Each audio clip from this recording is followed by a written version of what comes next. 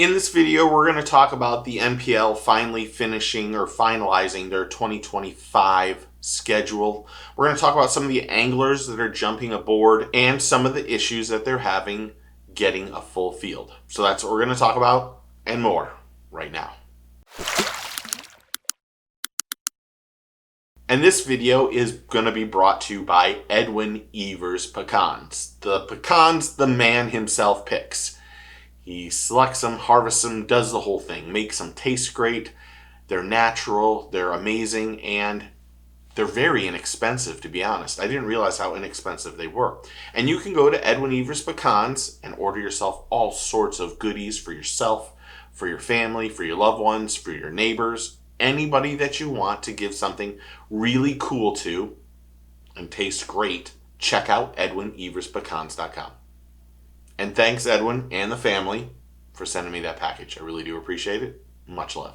The 2025 season is going to shape up to be a great season for the NPFL. First, they will have hopefully a full field of anglers. Right now, they're somewhat struggling to get a full field. As of today, and this is the 26th of November, they have about 80 anglers. They've got some really big names that are coming from other organizations to also fish the NPFL for 2025. But we have to remember, they still have one more tournament left this year. In the middle of December, they'll have their final tournament, and then the 2025 season will start in March. But today we learned where exactly the schedule is. Stage 1 will be Santee Cooper on March 6th through 8th. The new place they're going is Stop 2, which will be April 16th through 18th. They're going to go to Lake Norman. On the third stop is Douglas Lake on May 22nd through the 24th. The fourth stop is Lake Eufaula on June 18th through 20th. The fifth stop is on St. Lawrence River on July 9th through 11th. And then their final stop is Logan Martin, September 25th through the 27th. They'll have their championship on Lake Hartwell somewhere during the fall. But currently, they have about 80 anglers signed up for 2025. They're hoping to have a full field. They're capping it at 130 anglers. But as of today, about 80 anglers are signed up. They have 43 contracts they're waiting to hear from or get signatures from. They have 49 undeclared anglers from 2024. They have 16 anglers from 2024 that have just said, we're out for 2025. And they have 39 anglers who have applied but were not invited in the first round that will be receiving a contract. So they actually have about 172 contracts out, and it's first come, first served to get into that lucky number of 130. But who are some of the bigger names that are going to be joining NPFL? You have some of these anglers already been in it, but these are some of the bigger names from the elites and from the BPT that have been successful, that are now going to jump into the NPFL and fish their no forward-facing sonar tournaments.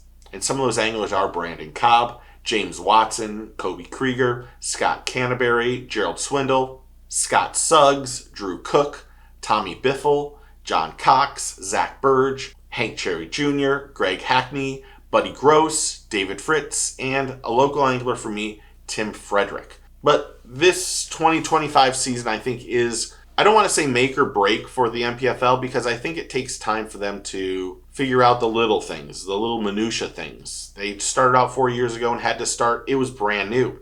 Now without forward-facing sonar or prohibiting forward-facing sonar, it's almost like starting over again, kind of, sort of. They've got a group of anglers that are well-rounded and have big names, and now they just need to continue to improve. They need to probably have some sort of feeder system at some point in time, but these anglers are really happy competing on the NPFL. And with no forward-facing sonar and a lot of people really wanting that as fans, I think the NPFL is pushing all their chips in and trying to do everything they can for 2025. I'm sure they have lots of other things that they're working on to make a big splash for 2025. And like I said, I think it's make or break. And by break, it doesn't mean they're going out of business. I just think this is a really great time for them to push forward and keep the momentum that is on their side right now. And I know there's lots of people that are not going to watch Bass and BPT strictly because of forward-facing sonar. And they need to get that product and their anglers out there and have a good platform for people to watch. Because as I've said, viewership is key right now. There will probably be lots of new sponsors for the NPFL and new faces, and it should be really interesting to see how they do in 2025. I'm really kind of looking forward to it. And I should say, they have a great crew, a great foundation. They have a great group of people that are very talented and very knowledgeable at what they want to do. And getting to that next step is what all of them want. They're all pushing forward to do their very best and give the very best product to us, the fans, in 2025. But again, it should be kind of fun to see where it goes. And hopefully they're able to field a full field of anglers in 2025.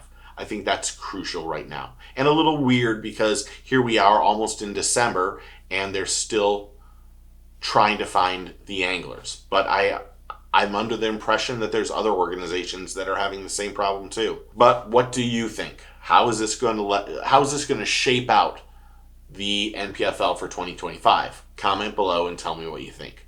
Thanks for hitting that like and subscribe button. Thanks for commenting. Thanks for being a member. Thank you for subscribing. Thank you.